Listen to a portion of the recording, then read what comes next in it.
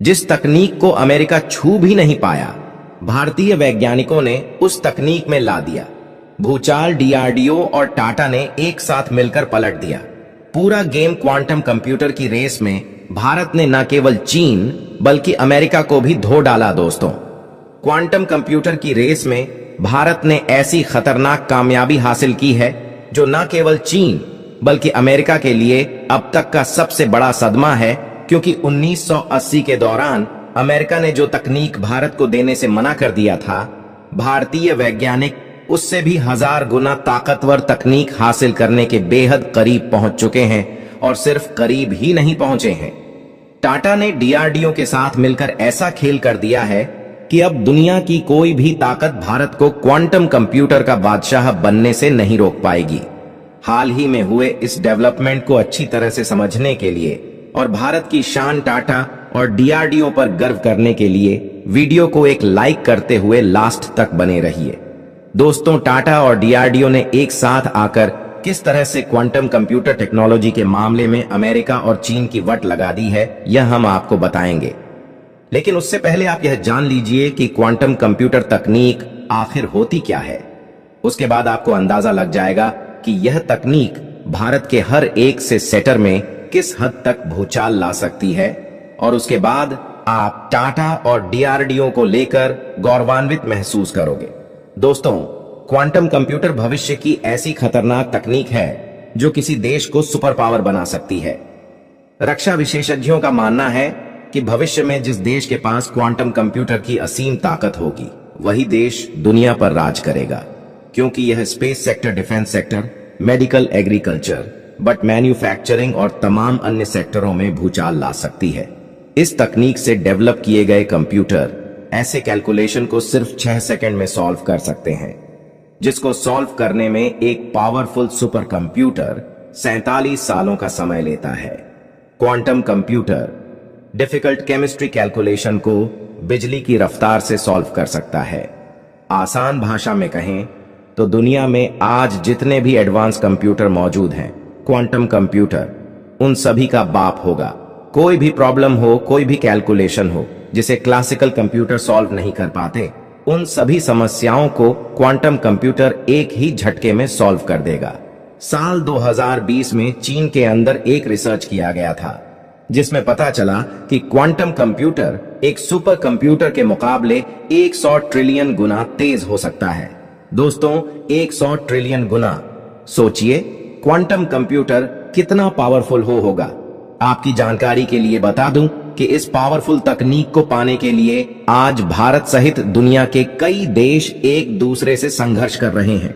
भारत इस तकनीक को हासिल करने के लिए किस मजबूती के साथ जुटा हुआ है, इसका अंदाजा आप इसी बात से लगा लीजिए कि मोदी सरकार ने 50 स्टार्टअप और 600 वैज्ञानिकों की ताकत इस तकनीक को हासिल करने के लिए झोंक दिया है, जिसमें भारत की शान टाटा और डीआरडीओ भी शामिल है।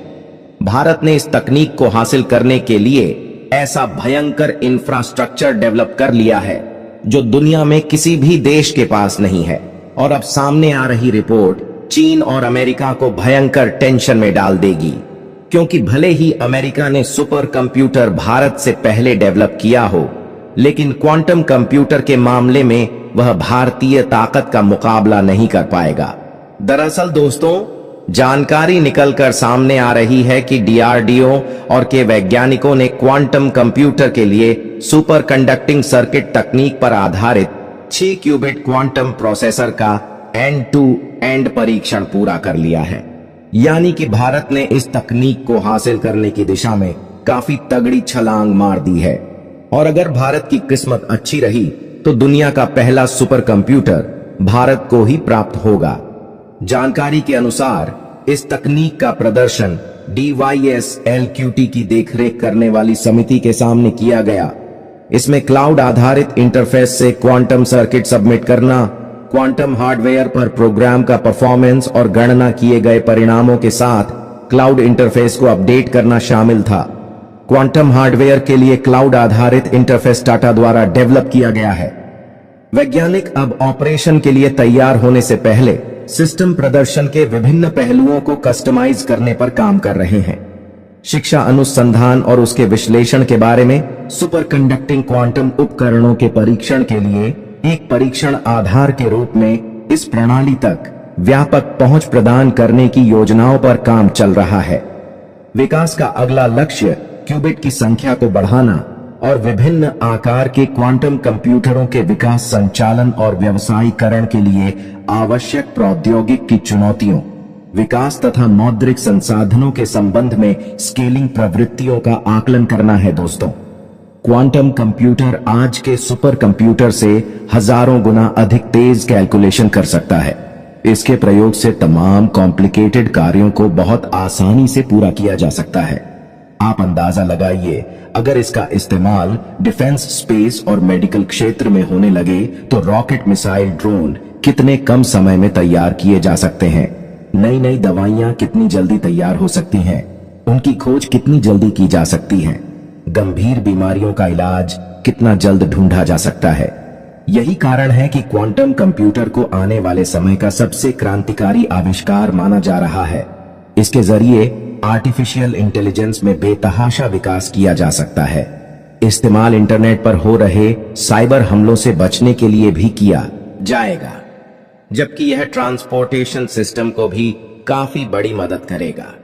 इसकी मदद से केमिकल के बेहद ही कॉम्प्लिकेटेड कैलकुलेशन को चुटकियों में सॉल्व किया जा सकता है। यही कारण है कि इससे मेडिकल और ड्रग्स इंडस्ट्री को काफी बड़ी मदद मिलेगी। दोस्तों, 1980 के दशक में जब अमेरिका ने दुनिया का पहला सुपर कंप्यूटर विकसित किया था, तब भारत ने इस तकनीक को पाने के लिए अमेरिका से संपर्क किया था।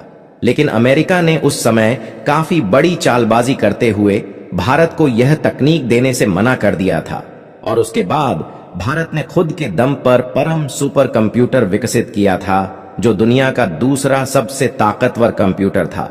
लेकिन आज स्थिति ऐसी है कि टाटा और डीआरडीओ ने मिलकर पूरा का पूरा गेम ही पलट दिया है और इस बात की संभावना हद से अधिक है कि दुनिया का पहला क्वांटम कंप्यूटर भारत को ही प्राप्त होगा।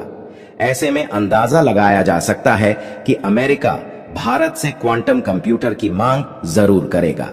क्या भारत को क्वांटम कंप्यूटर के तकनीक देनी चाहिए कि नहीं?